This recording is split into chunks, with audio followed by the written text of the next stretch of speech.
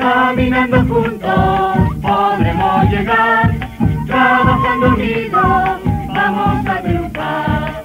Caminando juntos podremos llegar. Buenas noches, sean todos ustedes bienvenidos a esta cuarta edición del Taller Bíblico organizado por el Seminario Villa Paul y la Diócesis de Facatativá.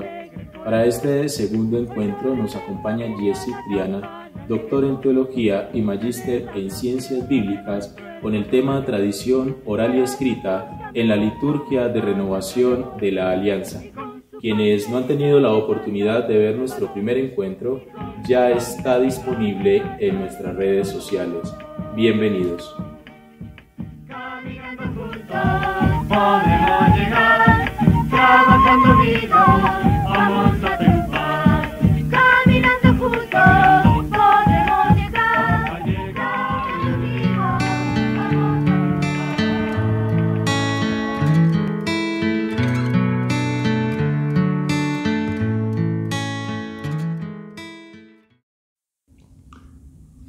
Bienvenidos al segundo día de estudio, de reflexión, de celebración de la palabra en este mes de la Biblia. Seguimos estudiando la sinodalidad en la Sagrada Escritura. Para hoy les propongo una perspectiva de la tradición oral y la escrita que se unen en la liturgia de renovación de la alianza del pueblo de Israel. Vamos entonces a ubicarnos. Les invito a que tomen sus Biblias y abran el libro del Éxodo en los capítulos 19 al 24. Como nos ubicamos en estos capítulos, podemos hacer también una revisión del contexto de estos capítulos. En primer lugar, los primeros 15 capítulos nos ayudan a leer toda la perspectiva de la esclavitud, del proceso de liberación del pueblo gracias a Moisés, con el hecho de las plagas de Egipto, la muerte de los primogénitos. Luego tenemos la celebración de la Pascua en el capítulo 12. Más adelante tenemos la salida, el cruce del Mar Rojo y la gran celebración, el himno de Éxodo 15, que nos ayuda a agradecer a Dios este acontecimiento de la liberación. Desde ahí hasta el capítulo 19 tenemos el camino por el desierto, que hace un paralelo con el libro de los Números en los capítulos 10 en adelante, antes de entrar a la tierra prometida. Entonces formamos en el centro una gran unidad que se denomina tradicionalmente la perícopa del Sinaí, que va entonces desde los capítulos 19 del Éxodo, incluido el libro de los Levítico y de los Números, hasta el capítulo 10, versículo 10. Si ustedes leen atentamente el versículo 11 del capítulo 10 de Números, van a darse cuenta que dice: a partir de ahí se levantó la tienda del encuentro y el pueblo continuó su marcha. Como pueden ver, hojeando sus Biblias, se darán cuenta que esta es la parte más amplia de todo el Pentateuco, de toda la Torá, ya que implica parte de Éxodo, prácticamente la mitad, todo el libro de Levítico y 10 capítulos de Números, lo cual nos hace ver que esta es la parte central de la Torá y a la vez la parte más importante para el pueblo de Israel. Pero ¿qué es lo que podemos pensar acá? Que estamos primero ante unas tradiciones orales muy importantes que se fueron transmitiendo, pero a partir de un contexto inicial. Recordemos a los grandes exégetas como Hermann Gunkel. Él dijo que hay un contexto vital, es decir, gracias a un momento principal, histórico, inicial, se dio origen a una tradición y esa tradición se fue transmitiendo, pero no, digamos, de una manera original, sino que se fue actualizando, se fue interpretando hasta luego convertirse en el texto, que incluso también tuvo unos cambios hasta llegar a su forma final, que es la que nos llega hoy a nosotros. Muy bien, esto es importante, porque aquí lo que quiero presentarles hoy es cómo tenemos que el libro, que en hebreo se le llama Sefer, es decir, rollo, porque no existían los libros en la antigüedad, solo a partir del siglo IV después de Cristo aproximadamente. tenemos rollos. Y el rollo, ¿qué se hacía?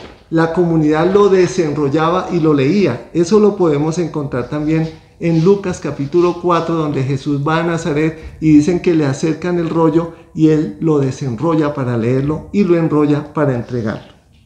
Muy bien, entonces ya van dos acontecimientos. Tenemos la comunidad que tiene una memoria de un acontecimiento principal.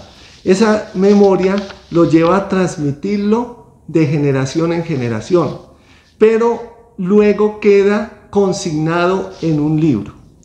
Pero no solo queda como un libro o como un sefer, un rollo, sino que la comunidad, quizás anualmente, para celebrar esa memoria del pasado, ese momento original, ese contexto vital, en la liturgia, en la celebración, volvía a leer el texto.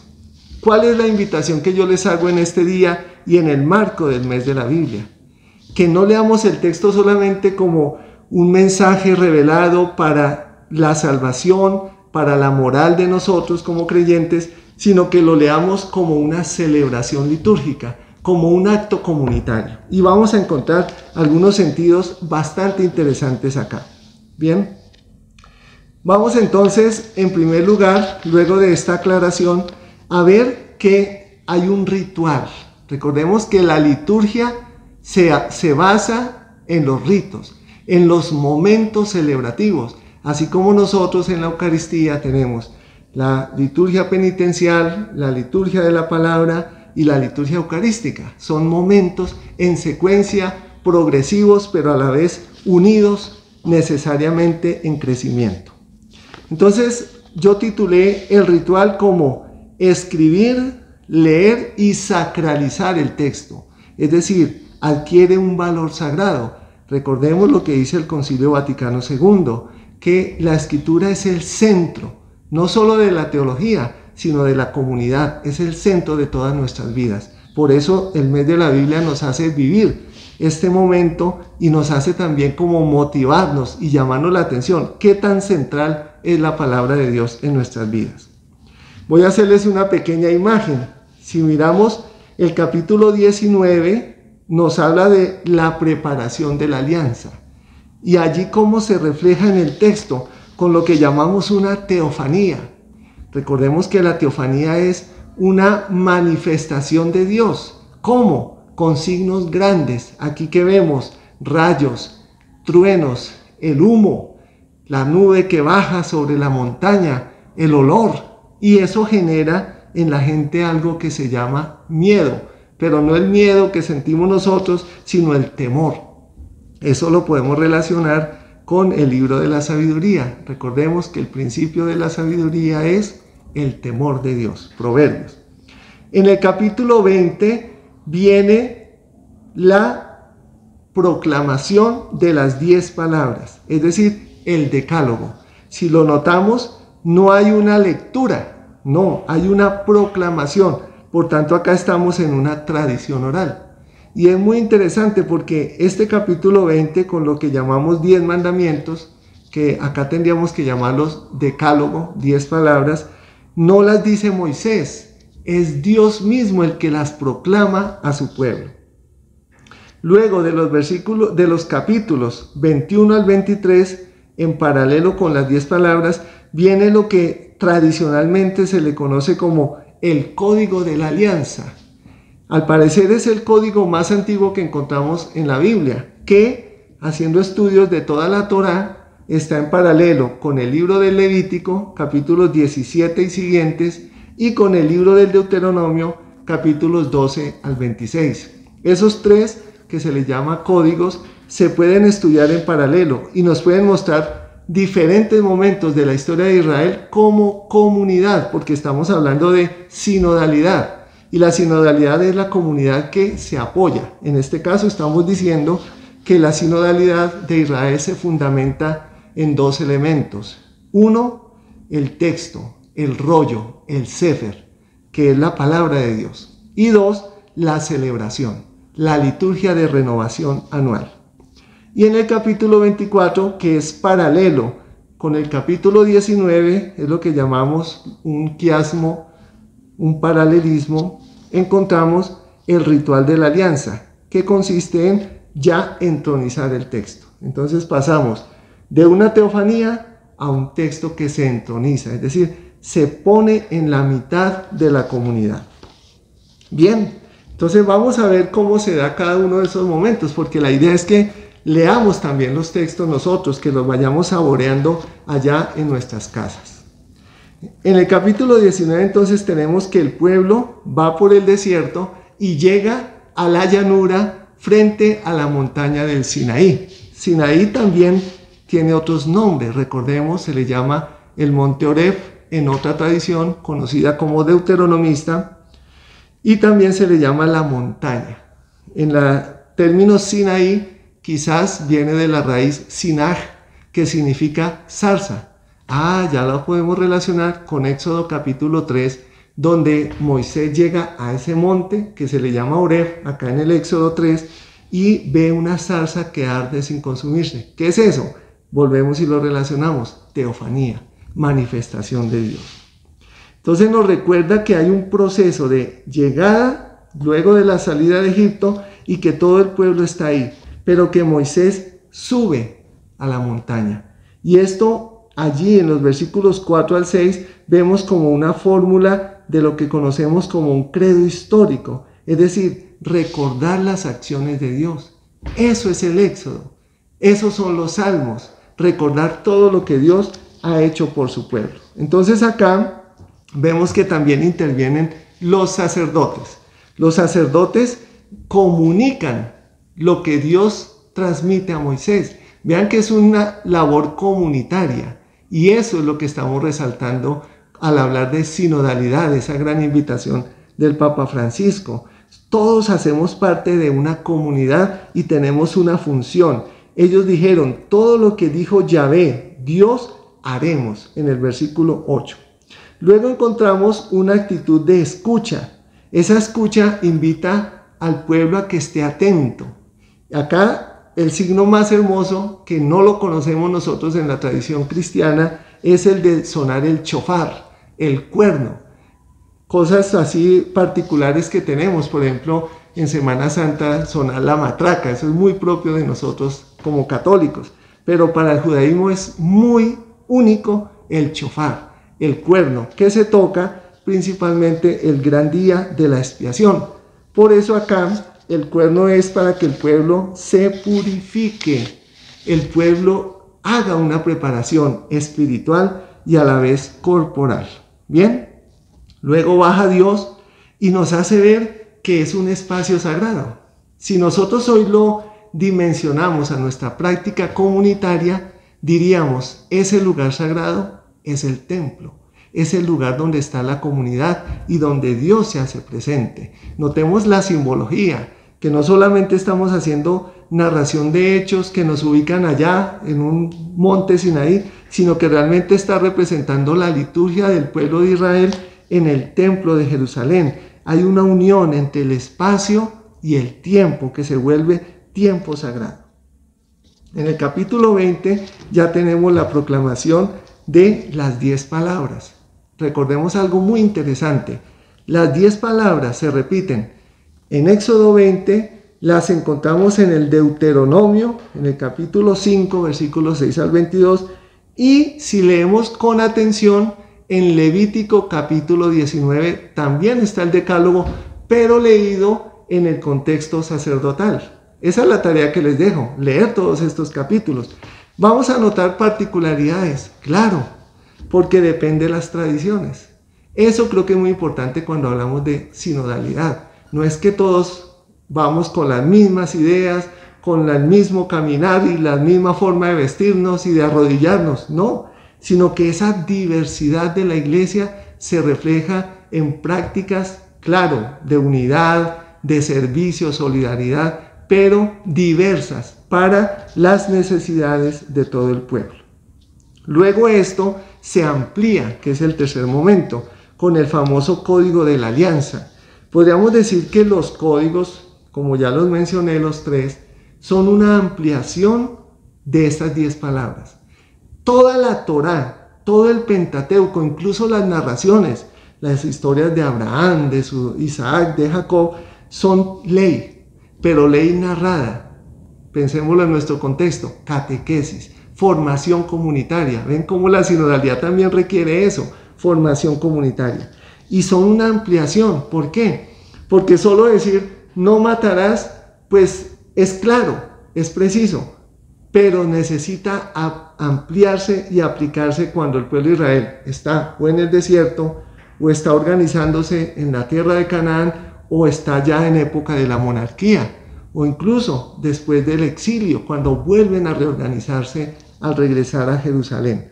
¿Y por qué no? Jesús en el Evangelio nos dice, no basta con decir no matarás. Aquel que mire mal a su hermano, que lo trate con malas palabras, que lo ofenda, ya está cometiendo un crimen contra él. Entonces notemos que eso es interpretación de la Torá, eso es interpretación de la palabra, y eso es el código de la alianza. Bueno, entonces noten cuánta riqueza nos está dando el texto. Y lo estamos leyendo es en clave de celebración, no solo en clave de exégesis, es decir, vamos a sacarle grandes significados acá. Llegamos entonces a ver, vuelvo y recapitulo, que hay una Torá oral y una Torá escrita. Oral es la transmisión que se fueron dando poco a poco por los siglos hasta que llegó a escribirse el texto, y que tiene como momento central y momento principal, ¿cuál? El posexilio, cuando se redacta, se escribe totalmente el Pentateuco. Bueno, hay tres elementos que yo quisiera mostrar más adelante, que son el verbo entrar, el verbo contar y el verbo responder. Todos los encontramos acá en el capítulo 24, ya es el tercer momento del Sefer. Entrar, ¿uno dónde entra? Al templo, a la celebración. Contar, ¿qué es? Explicar la palabra, dialogar la palabra. Creo que también hoy, en nuestros contextos de la celebración eucarística, es necesario que retomemos ese aspecto, el de no dogmatizar quizás, el de no catequizar mentalmente a la comunidad, sino el de compartir con todos ellos la palabra. No solo preguntar, bueno, ¿usted qué le quedó del texto? No, sino cómo eso tiene una repercusión en nuestras vidas. Y el tercero es responder. Responder es, estamos de acuerdo. Responder es, vamos a vivir todo eso. ¿Qué es lo que hacemos en la Eucaristía? Responder, amén, con tu espíritu. Y cuando todos dicen, vayan en paz, demos gracias a Dios. Y vamos a continuar todo esto. Entonces, notemos cuánta relación hay en la Eucaristía como una celebración comunitaria de la palabra y del mismo misterio de Cristo que se entrega por nosotros. Pero eso nos lleva primero de escuchar a responder. Yo escucho y yo también respondo. ¿Cómo respondo? Ya no solo con palabras, sino con nuestra propia vida. Bien, bueno, a partir de ahí, siguiendo adelante en estas partes, encontramos en el versículo 4 del capítulo 24 que Moisés hace otra cosa, escribe. Y luego de escribir, construye un altar. Noten cuánta relación hay con la liturgia. Por eso la Biblia no podemos solo leerla mientras voy escuchando la radio, o voy viendo la novela, o voy hablando con fulanito y voy leyendo la Biblia. No, debe haber un contexto de oración, un contexto de espiritualidad que nos prepara para eso. Entonces Moisés escribió todas las palabras, las normas. ¿Y cuáles son esas palabras y esas normas? Todo lo que es social, moral y no solamente religioso. Notemos que aquí hay unos elementos que nos sacan solamente de lo que llamamos religión y nos lleva a que la religión, como decía San Vicente de Paúl, la verdadera religión está entre los pobres. Entonces esa es la actitud de Moisés, copiar el texto, pero no para cerrar el sentido, sino para afianzarlo en la comunidad. Luego entonces vamos a ver, para ir cerrando, que el último momento, el cuarto, es el de la celebración final, el cierre. Nosotros decimos, sabemos comenzar bien, pero a veces no sabemos terminar. Y eso es lo que también es la celebración. Es un buen comienzo es un buen desarrollo y es un buen cierre. ¿Cómo cierra? Maravillosamente con otra teofanía. Por eso les dije, es paralelo el 19 con el 24 de los versículos 12 al 18. ¿Qué vemos acá? Entonces vemos que suben a la montaña, que allí está Josué, que Moisés recibe las tablas de piedra. Ojo, que las tablas de piedra, como son testimonio, no es que está todo escrito ahí, por eso se le llama decálogo, 10 palabras, y son un signo que recuerda el compromiso no solo de Moisés, sino de todo el pueblo con Dios, que habló, que se reveló y se dio a conocer. Qué bueno que nosotros tengamos también nuestros testimonios, nuestras tablas de piedra. Claro, tenemos la cruz, tenemos los signos sacramentales, y a nivel personal y familiar, ¿cuáles son esos testimonios? ¿Cuáles son esas tablas de piedra con las que nosotros damos testimonio de nuestra adhesión hoy a Jesucristo y al mensaje revelado? Por último, les voy a compartir algunas conclusiones.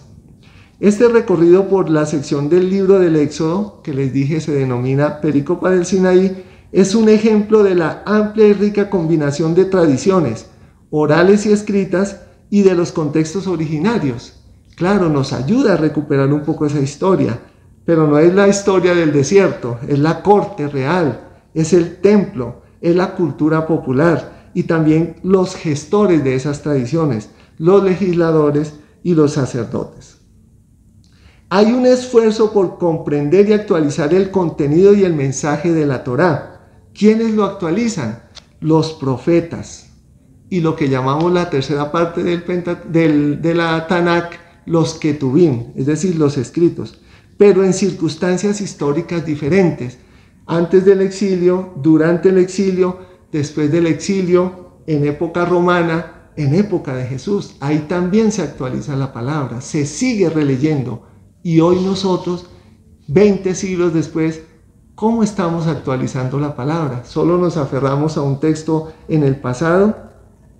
Vemos entonces que esa actualización, lo estudiaremos más adelante, se da con dos tradiciones, una halaquita y otra agadita. De ello lo veremos y estudiaremos, que son muy, muy interesantes. Por eso hay una tradición que se actualiza, se relee. Esa es nuestra tarea. ¿Qué más podemos decir? Que la Torá oral no fue sustituida por la Torá escrita, que ese es un error que quizás cometemos nosotros. No es que la Biblia reemplaza toda la tradición de los padres de la iglesia, del magisterio, de las santas, de los santos, de nuestros maestros. No, sino que se integran. Es decir, el ambiente de la Torá escrita o de la ley, de la escritura, también es la comunidad que habla, que comparte y que transmite. Hay algún libro que se titula Nuestros padres nos contaron. Qué bueno que nosotros como papás, catequistas, evangelizadores, contemos a nuestros hijos espirituales y familiares este texto, este mensaje. Un ejemplo lo tenemos, ya decía, en Jesús, quien también debate esa tradición oral, cuando dice, han oído, pero yo les digo, porque Jesús también actualiza la palabra. Es decir, Él confronta con el valor de la Escritura y nos ayuda a restaurar el valor pleno como palabra de Dios que se da al pueblo. Muy bien, veamos que los ambientes en que nace la Escritura son histórica y primordialmente orales, principalmente la celebración comunitaria. Esa es la sinodalidad, celebración en comunidad, uno de sus grandes aspectos. Así la palabra ejerce un efecto de cohesión e identidad. Se enseñan los fundamentos desde la fe y se forja un ethos, una forma de vivir interna y social, y se proyecta la eclesía hacia nuevas circunstancias. Ahí les dejo los textos para que los lean, los relean y veamos cuánta riqueza tenemos hoy en la palabra. Muchas gracias.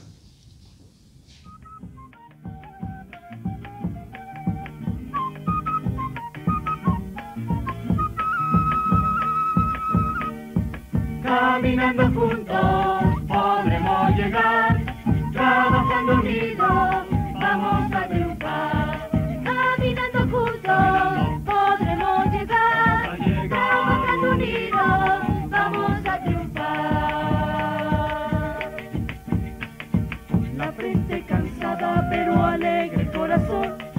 Hoy nos reúne en familia la campana.